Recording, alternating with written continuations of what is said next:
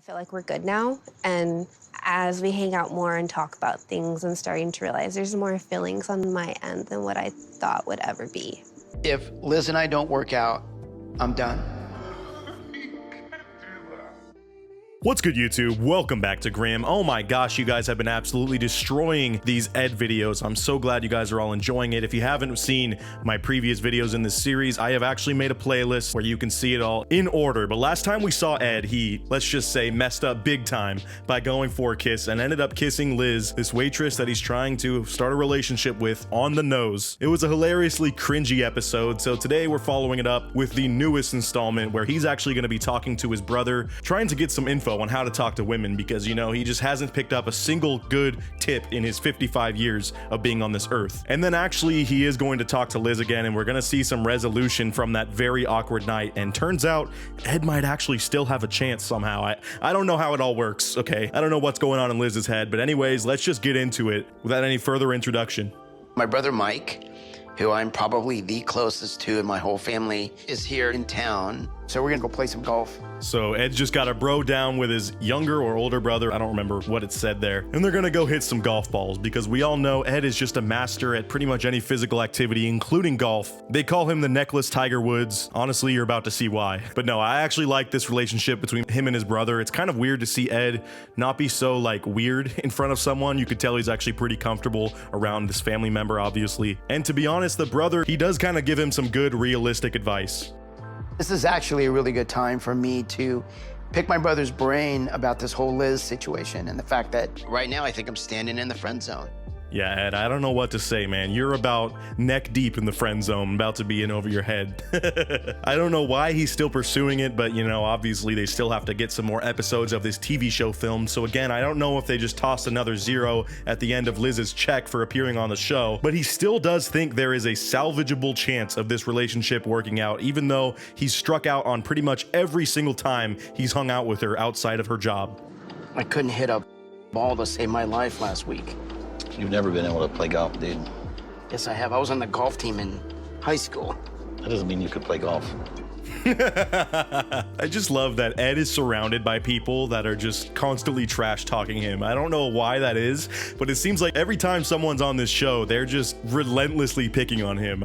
It's so unfortunate, but it kind of makes sense for a guy like Ed. I don't know why. He was better looking than me, but I was more charismatic. And there's this one girl, I got her address and I would be writing her letters. She would write me back. Then she started writing me back. How's your brother, Mike? Oh, well, that's who my brother is. That's who my brother is. He's just a filthy cheat that steals all the women away from me. And he always wins. I hate my brother. I don't know why. I just kind of sense that energy from Ed there. But that is a funny story, again, of him getting absolutely curved and someone picks someone else above him. Like last time it was his girl that had him stuck in the friend zone for 13 years. And then after he confessed his feelings, she moved away and a month later got married. And now this girl who was his childhood pen pal and his first love started writing him letters like, hey, can you talk to your brother and see what's up? Like maybe he'd want to go on a date or something. Like that's the worst feeling ever, and you got curved for your own freaking brother. That's just another L in the line of L's that is Ed's life. Who's better at golf? Ed sucks at most sports. He used to be pretty good gymnast. I think 16 or 17, maybe it was earlier. He was into gymnastics, and he was pretty fit back then. The weirdest part of this series so far is actually finding out that Ed was a pretty like ripped dude at some point and was a gymnast. That's so weird to imagine him doing anything slightly physical above, of course, goat yoga, as we saw a couple episodes ago. But man, I'm just thinking of constant spin-off shows that they could have, and TLC almost needs to make a series like Made where they just turn Ed into a master gymnast again. I would pay so much money to see him try to do a vault or something. All right, let me show you how it's done.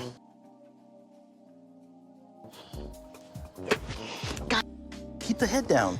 Don't look up. Dude, he's constantly keeping the head down. What are you talking about? If anything, with that rule, Ed should be the best golfer of all time. He has less possible neck movement that can be going on to throw off his shot. So he really has no excuses for being this trash at golf. But again, like we predicted, Ed's just not that good at sports. So we've been out a couple times. Our first date was a lunch date. We just talked like for 2 hours, just conversation. She was crying, I was crying. For what? Just like emotional You'll shit. cry on your first date, dude. And like I said, this brother of Ed's is actually a normal person and understands how relationships work. And the first thing he hears from Ed is, oh yeah, we had an amazing date. We bawled our freaking eyes out. We were just sharing our life stories on this first date. It was amazing. And brother's obviously like, dude, that's not something you do until you're kind of serious in the relationship. Then you could start talking about your life and deep things like that, but definitely not on the first date during a brunch. And this is advice that I would expect him to be giving Ed when they were like 16 back in high school, not when they are senior citizens almost. Are you kidding? Connection. Connection. That's not connection. Yes, it is. That's called dissection. How's it dissection? Dude, we need this brother on the show more as kind of just a grounding force for Ed to keep him down in reality instead of having his head up in the clouds. But really, he was just dissecting her life instantly upon meeting her, and every single time she's trying to tell him, oh yeah, I don't want to move too fast, just got out of this serious relationship and you're kind of built like an egg, so I'm not sure that I want to jump into anything. And he's like, so what was your last marriage like? Yeah, I'm a broken person too, I'm pretty heartbroken. Just moving way too fast, Ed, for your own good. You gotta pump the brakes a little, my man. I can't remember hearing anybody ever tell me that they were crying on the first date and it worked out. So I don't know, man. I'm hearing a lot of alarms. Yeah, I would say pretty much Ed's whole life is just a series of alarms. And the funniest part of this is the brother's like talking trash about his relationship and people skills, and all the while Ed is just struggling to hit a single ball like slightly good at all. I wouldn't be surprised if he breaks a window somehow, even though that doesn't seem like there's any insight. I tried to kiss her. She goes to leave, and at the door, I go in for the kiss, and she drops her head, and I kiss her right on the nose. Why'd she drop her head? I don't know. Dude, it's not real until you kiss her. Oh man, and every time Ed opens his mouth, the brother just realizes more and more how much of a loser his older brother is. Like, oh my god, that's not how relationships work. If you're on the third date and you're going for a kiss and then she dodges it, just take the message, man. Don't submit us to more cringe, Ed. The longer you pursue this, I guess the more content we have to watch, but the more pain we're all in as well. She goes, oh, I wasn't expecting that. But she's already told me, because I don't listen. She already said I'm not ready for a relationship on her first date. She's like, I just got out of a bad relationship. Hey, honestly, at least Ed admits here that he just did not listen in that last scenario where they had that dinner date at his house and he still went for the freaking kiss after she explicitly said she was not interested in taking things fast. So I'm glad he could at least fess up to that. But if he knows that he doesn't listen, why doesn't he try to make an effort to listen? You'd think that he would do anything in his power to make this relationship easier, but it almost seems like he's trying to fight against himself the entire time. He's his own worst enemy. Here's the brutal truth. Okay, go. This sounds like a train wreck, man. You should be dating someone who adores you. And here's where the real brotherly advice comes in, because not only does he want to see his brother obviously happy and find love, but he wants it to work out and be for the right reasons. Not because there's this TV show and the pressure of all that, and because he thinks that he needs to be with a 20-year-old. He needs to find someone where it works from the get-go and goes smoothly, which I know kind of sounds impossible for Ed, but I guarantee there's someone out there that would work for him. Again, I think it needs to be a couple decades older than his current batch of women that he's trying to go for, but it does exist, and his brother knows that, but it's definitely not going to be with this woman. So, Mike, I'm meeting up with her after this. So what are you going to tell her? So that's what I don't know. You're a businessman. How do I treat this as a business? Is love a business? Again, Ed just really doesn't even know where to start with this whole relationships thing. He just thinks, oh, my brother's a businessman. Can you tell me some tips of how to like make the sale happen? You know, the sale of this relationship? No, it doesn't work that way. It's not a business. You can't run it like a business, Ed. And if you did, you're running it into the ground. You're about to be bankrupt after this one, dude. But thankfully, he is still heading over to Liz's house, like I said. So after receiving some advice from his brother, which is basically love is not a business, and I think you should change your mind about seeing this woman, but give it a go and be straight up and see if she sees you as boyfriend material. That's his final advice. So it was a funny conversation with his brother, but now let's move on to where he sees Liz, and we honestly see an entirely different side of Liz here. I don't know why, but it just seems like a complete 180. So again, there might be some extra money being tossed that way for the show. Who knows? I keep insinuating that, but that really is the only explanation I can freaking think of for why she's still sticking it out and being filmed on this train wreck of a relationship. But also there was a bit of a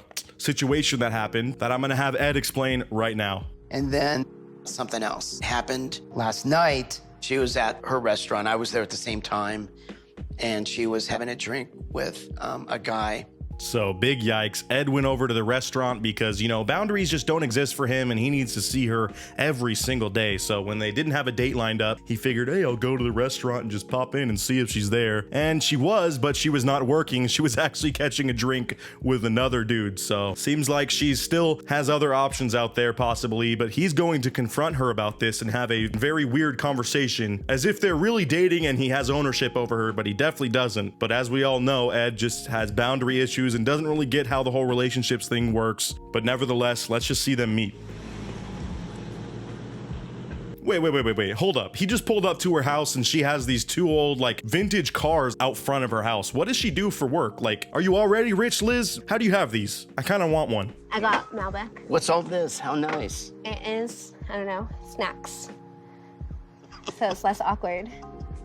And that's just exactly what you want to have to do when you're hanging out with someone who might be your boyfriend in the future. You want to have out snacks so that there's less awkward time spent just sitting looking at each other. If you're going to those lengths, I've said this before and I'm gonna say it again, it's just not gonna work. So he's a coworker and we go have drinks together during, like, if we're off at the same time or going into work at the same time. And the story is basically he's her coworker. And I have no way of saying if this is true or not, but she says it's harmless and they do get drinks occasionally because they're friends and they got off work at the same time or they were just there at the same time. Totally makes sense. And I feel like when you work at a restaurant like that, your coworkers kind of are like family at that point, and you probably hang out with them outside of work. At least the non-weird ones, you know, there's always that weird 40-year-old dude working in the kitchen in the back that tries to be everyone's homie and you're like, don't talk to me, please. He's my good friend as a guy friend, and there's nothing between us. Okay, hold on one second. And then I saw you guys walk into your car one night. He walks me all the time. So Ed has a problem with this, which that's up to them to have those, you know, boundaries set up, but that's usually what happens when you're in an actual relationship. He has not even kissed her anywhere but the nose yet, so you cannot classify this as them dating. He really has no right to say who she's hanging out with or why, but he obviously has a big issue with it because it's Ed and he's gonna be insecure no matter what. And now when he sees her getting a drink with some younger dude who's probably gonna be much better for her, he's like, please don't do that. I don't want him walking to your car. I know he just wants you to be safe, but don't hang out with that guy anymore. Like, that's just not a good look, Ed. You're being way too possessive already. I'm a idiot. I overreacted. I reacted because I like her and I don't know what her feelings are for me. The most annoying thing with Ed is he seems to have this instant clarity when he's in these interviews after he does something foolish, like, oh, I'm such an idiot. And then he recites exactly what he did wrong. If you know it that quickly after it happens, you obviously knew that you were doing something wrong while you were doing the act. So I hate that he always plays dumb and is like, oh, I just messed things up for myself again. Like, no, dude, you're kind of a slime ball sometimes and it doesn't work out afterwards. But since you're so conscious of it, you need to go out of your way to not make those mistakes because that's why you're not having any successful relationships. I just need to know, does she see me as boyfriend material? If Liz says no to me, I won't pursue her anymore. So even though she's kind of halfway said no multiple times, he says, finally now I'm going to pop the question to see if she, at least in the future, sees me as boyfriend material. And if she says no, I'm out. So let's see him pop that question, and I think you're gonna be a little bit surprised by the answer. Just know that I like you. I don't know how you feel.